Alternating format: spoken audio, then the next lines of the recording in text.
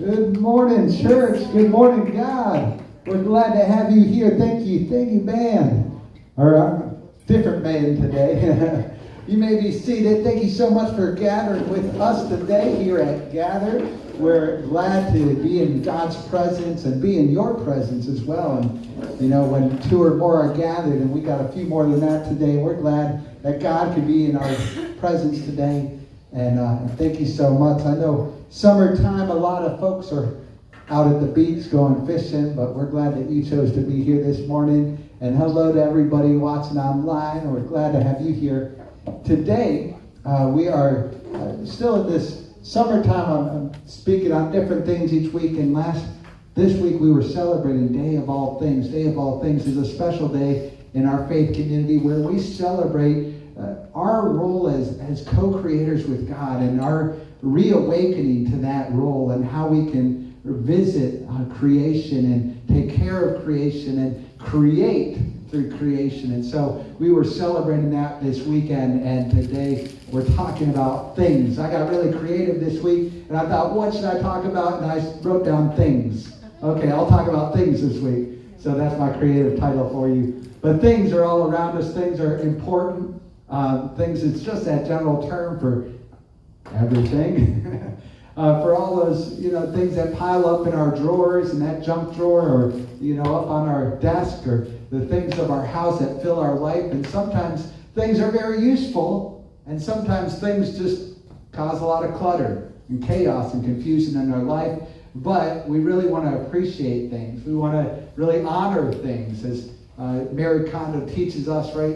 We should love and cherish and thank each thing. Give it our appreciation to the items of this world. And that's what God is calling us towards too, is to treat all things as holy. And that actually makes our own life touched with holiness. That creates a place of holiness where we can also live. So it's an exciting thing to do, to celebrate things. So today we're talking about all the things. And when I was looking this up, I was looking at all the different things in the world. And people are creative, and some people just have too much time on their hands.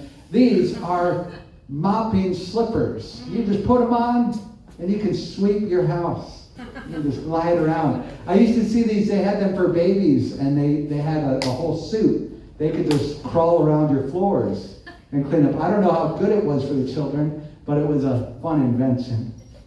I saw this. This is a levitating moon globe. You can put it as a nightstand, and the magnets hold it up and spin it in circles. I thought, wow, that's pretty neat. And when I showed this to my son, he wanted me to buy it immediately so he can study the moon. And I thought this is a cool thing. You never know what things people come up with. This is a pizza slicer that's like a bicycle. For all you bike lovers out there, you can take a bicycle and cut your pizza into little slices. That's a necessity, I think, for some people somewhere. This is a tutu. If you've ever wanted to dress up your chicken and you're like, man, I need something to dress up my chicken, you can buy a tutu for your chickens. Not only do you get a nice breakfast, but it looks good serving it to you. So I thought, wow, this is a great thing. I'm so glad someone thought of this. I wouldn't have thought of it, but someone out there did. This way you can make waffles in dinosaur shapes. Have you ever wanted to have dinosaurs for breakfast? Now you can. Wow, the incredible things that people create. This is kind of neat. If you're a dog lover out there and your dog is stuck inside the fence all afternoon, he can now look out at all the neighbors and bark at your mailman. It's a great invention. Another thing that you can have.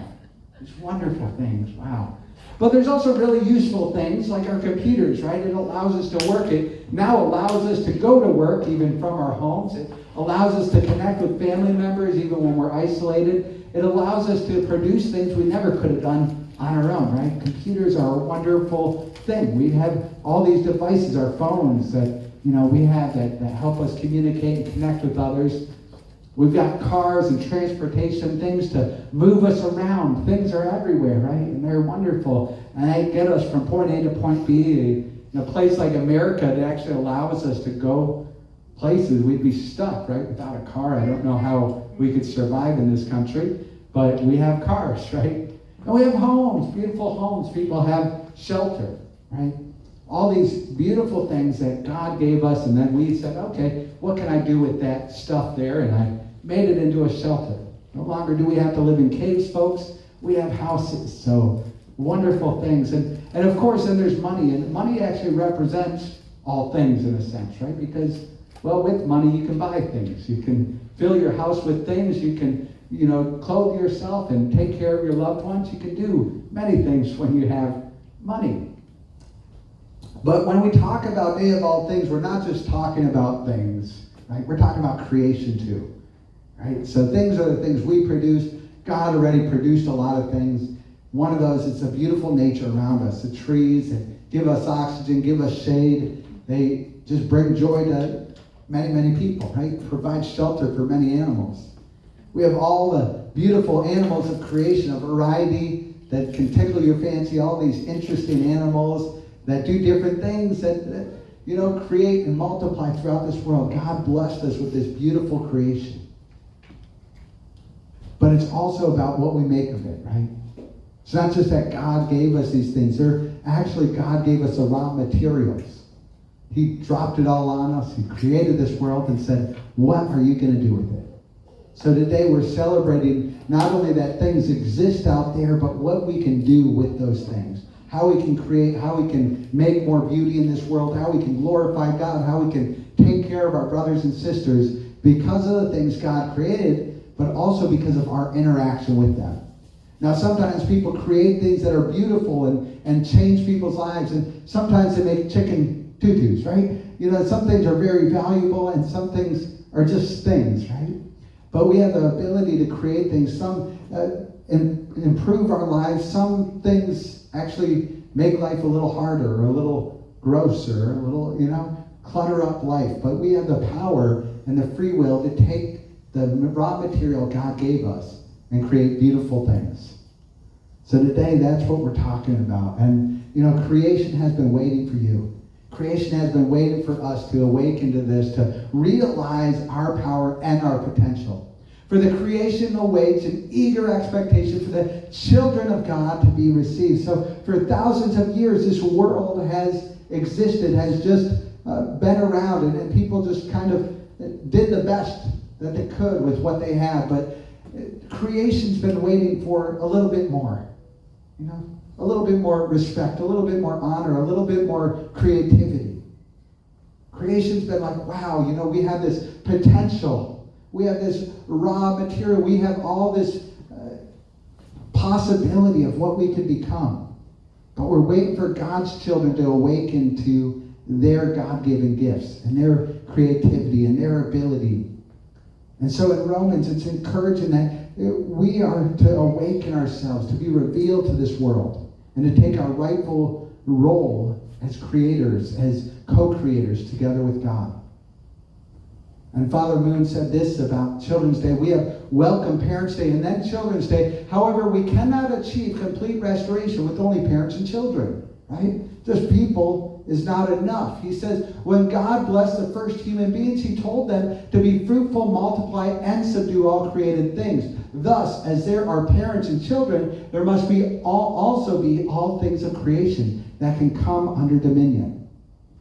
So our role is how do we not only be good people and good marriages and good families, but how do we interact with all things of creation? How do we multiply and then have dominion? Right? We have this role to grow in our relationship with God. I've got to become a child of God. I've got to start to recognize what that means. I think a lot of us hear about God. We hear about God. We study about God. But God is saying, don't just study about me, but come to know me. And through coming to know me, come to know yourself as a child of God. Come to understand what that means as far as your responsibility and your capability. Come to understand what that means as far as your inheritance and your responsibility.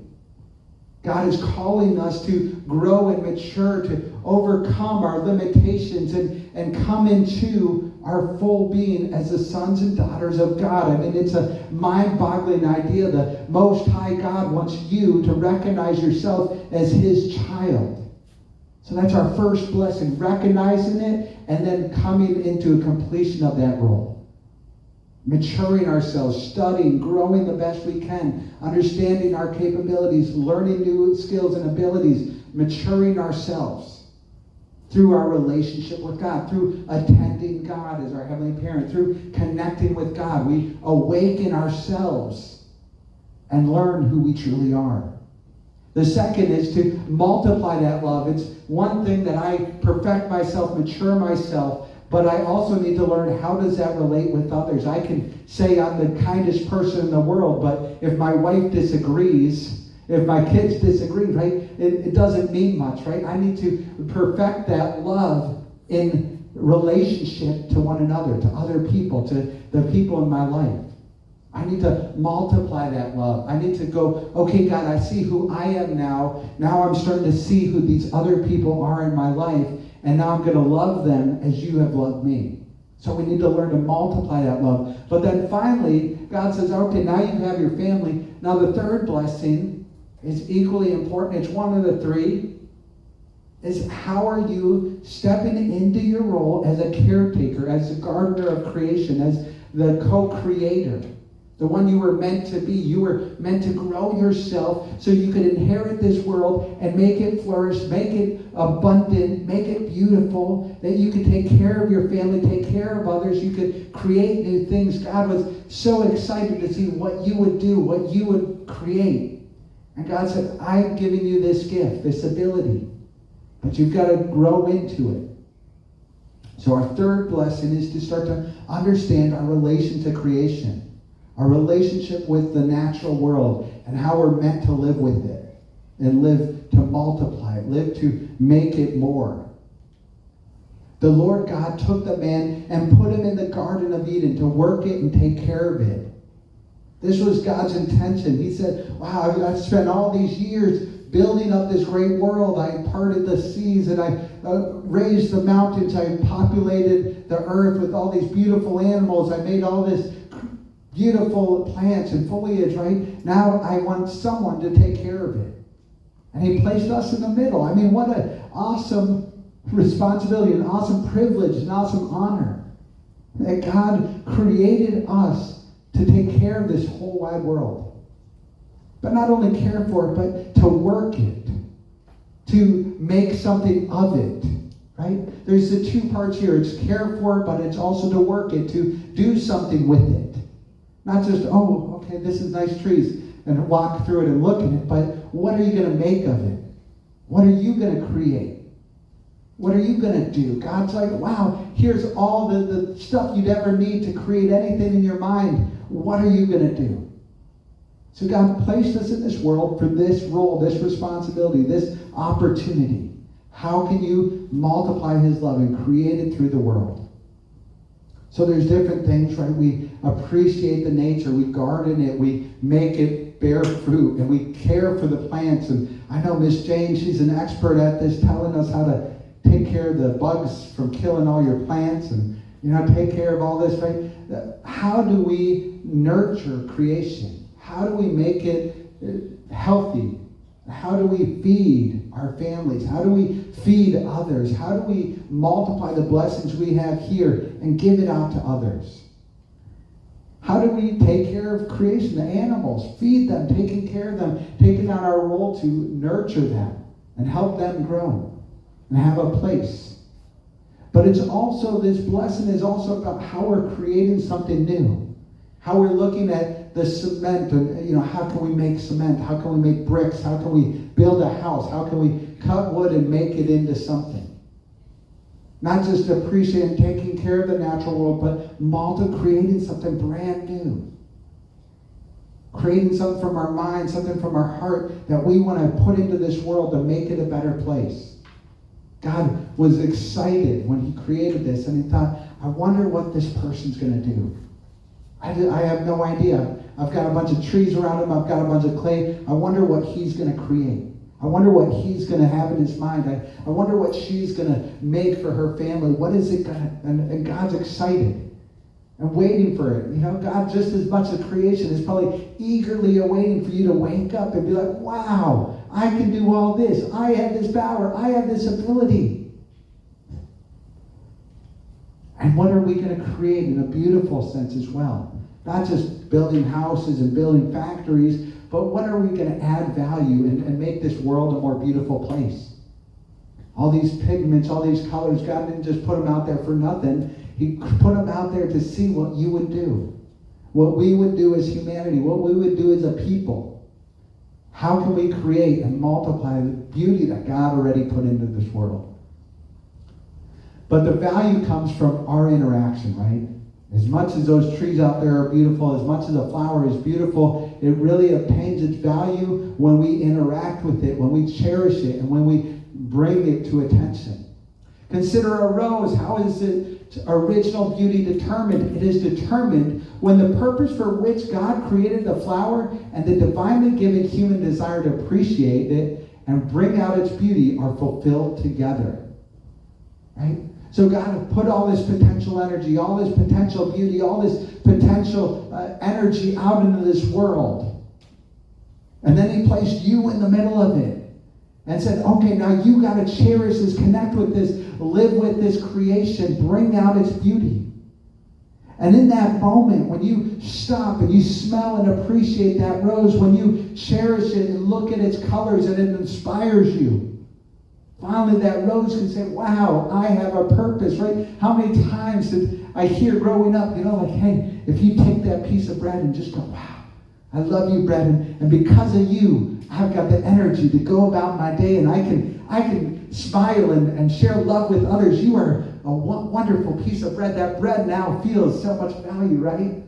But no, it's real, right? The whole creation is waiting for it to be appreciated as it always should have been, as it always could have been. It's waiting for us to recognize its value, to stop for a moment from our busyness, from our stresses, and appreciate the world we're living in. But this goes for all things. The house you live in, right? It's got value because it allows you to take care of your family, you to get a rest for the workday, right? You to prepare meals that you can eat in, right? If you have a house, it can be the most beautiful house, but if you never visit the house, if you never take care of the house, if you never get people together, maybe your house is way out and no one can visit your house. You go, wow, what's that house for? Or maybe you have, just a little tiny house.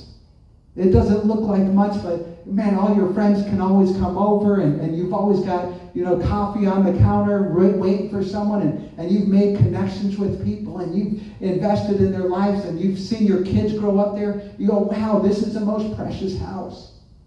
I was just reading a post from a friend of mine. She's selling her house in White Bear Lake where I grew up, and she's got this nice house, and she said, it's time for me to move. I love this house.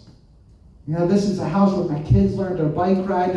I marked their, heights on the wall. This is where I had all my babies. The first babies I had were here. And, this is the first place me and my husband made our own. And we learned so many things. And we did so many dumb things there. And we did so many great things there. But all those memories are invested there. And she goes, it's time for me to move on. And there's something else in the horizon. But I just want you to know how much I love this house, and I want you to look at it. And so she's promoting someone to buy her house now. But she shared all the beautiful things and how life happened there. But despite all that, then she's also recognizing, the house's value is only when it can fulfill a purpose to the people living in it.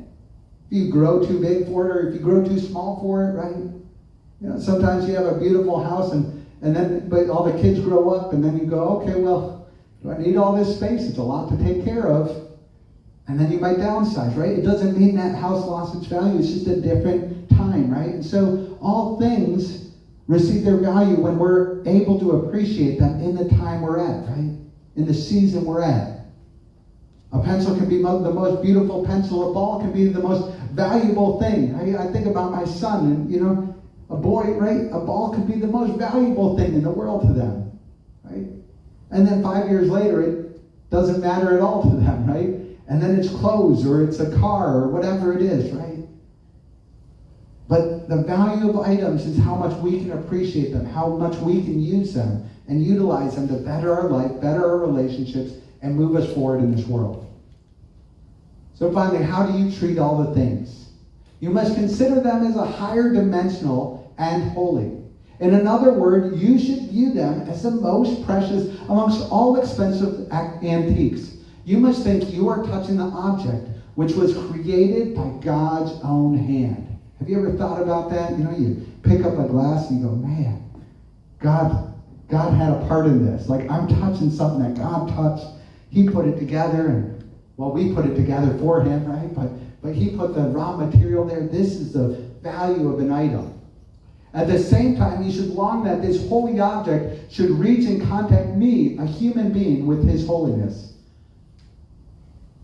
Right? So all these things that we take for granted sometimes, the things that we look over, hey, I'm just busy and I'm just using these things as I run along, right? We stop and we just sit for a minute. This is what Day of All Things is about. Sit for a minute and appreciate. This thing was created so I could have a chance to interact with it. God knew I needed a drink of water. So he helped us create this thing, and I should honor this cup because it's let me move forward today. It's given me, it's quenching my thirst. It's helping me out. And it's all about our perspective. It's all about how we look at something. And many people say, you know, one man's trash is another man's treasure. It's about the value that we put to each item. It's how we look at it. It's how we use it. It's how we utilize it. That's one thing I'm amazed with kids. They pick up any item and it can become anything, right? They pick up, you know, a little cardboard paper towel roll and suddenly they're using a lightsaber and fighting off the Empire, right? They're amazing, right? Everything can have this beautiful, infinite value for a kid. But what if we inherited that art, right? What if we started looking at the world like this is God's creation? These flowers, God designed them to let me look at them, to hold them, to smell them. God wanted me to feel happy today, and so he created this one flower and let it grow to be alive here today. Right? The clothes we're wearing, God wanted me to feel confident and good today, and so he designed the fabrics that would one day go into this shirt that I get to wear. Wow, how much that changes our attitude towards things. Sometimes we want to, you know, we go to the one side where we go, oh, things don't matter, you know, I'm above things, right? But no, we should value things as well. Don't let them dictate your life and make you go up and down, but also we need to value how beautiful these things are. This is God's creation that you get to touch, you get to hold, you get to perceive. The God of the world, the universe, gave these things that you could connect with. How awesome is that? So a few things for us to take care of the things. Let's keep them clean. Let's take care of the things that God did put in our life. We might be aspiring to a nicer home, nicer clothes, a nicer car, but while we have what we have and it does what it needs to do for us, let's take care of it and honor it and love it. And when you're washing up, right? When you're washing your dishes, go, wow, God, thank you so much that I can have this plate. This plate lets my family eat meals and we don't make a mess, right? I love this plate, God. As we're mopping our floors, go, God, man, thank you so much. I get to clean this floor that I get to walk on every day, and it, you know, keeps our house looking nice, right? Whatever it is, right? Let's honor these things by caring for what we have. And maintain them. Don't only clean them, but keep them up. Do you have to fix something in your house? Do you have to fix your clothes? Do you have to fix... You know, my wife sometimes gets on it because I wear pants, and I love my pants that have holes in them, and they're all torn up, and I'm very comfortable in them. But she goes, man, you can't wear those anymore, right? And I have to respect, hey, you know, these have gone beyond their date, right? I've got to get something new, and I've got to maintain it, or I've got to fix it. But I can't keep wearing broken stuff. I can't keep living in a house with broken faucets. And, you know, I want to honor these things. God gave this to me. So respecting these things, taking care of them, and then also utilizing them. One of the biggest things is to make sure the beautiful things in our life are used, that people gather there, right? How valuable is a coffee table that just sits empty, right? We keep it perfectly clean. No one's allowed to touch it. Stay off of it, right? Instead, you have another coffee table. It might be a little busted up, but everybody gets there, right? Everybody's drinking coffee. They're drinking teas. They're sharing snacks over it. They're spilling on the rug, whatever happens, right? But there's life happening there.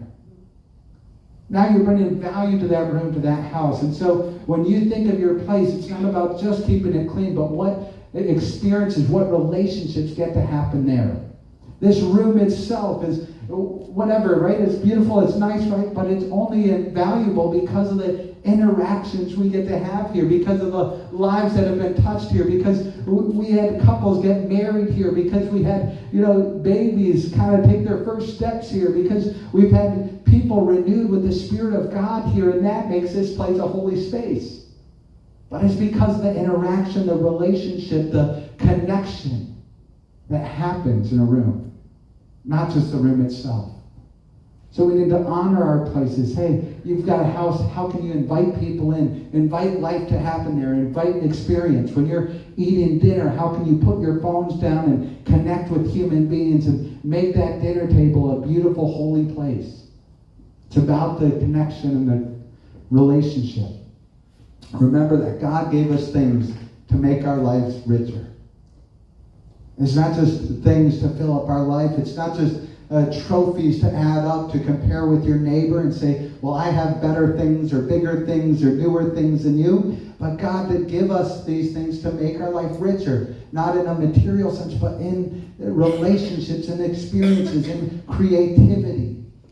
God is giving you a chance to make your life worthwhile, to make your relationships richer and deeper. God is giving you a chance to connect with people. When you go on your phone, you realize this isn't just a really cool device, but it's a way that I can connect with the people I love and let them know my feelings for them.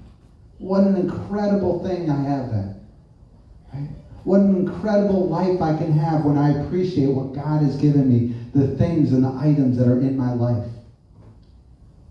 So when I think about God and I think about this day of all things and I think about the creation around us, I feel like I need to take more time to honor it. I need to take more time to appreciate things, to appreciate what God has given me, that God gave me a job, that God gave me a home, that God allows me to, move from point A to point B, that God lets me get out in creation and I get to experience these. But sometimes I'm such in a rush. I'm so busy, so overwhelmed that I forget about these things. So whether it's I have to wake up earlier or, stay up later, or I need to cut out some things from my life, I want to start making time to appreciate, to value the things in my life. Because these things are not just things. They represent the love of God. The love of the Most High Being, the love of the Creator of the universe who made that thing for you. So let's appreciate and honor all things this week. Let's take some time to enjoy nature. Let's take some time to enjoy our family in our homes and in our living rooms. And let's really bring that value up to the place that God always intended it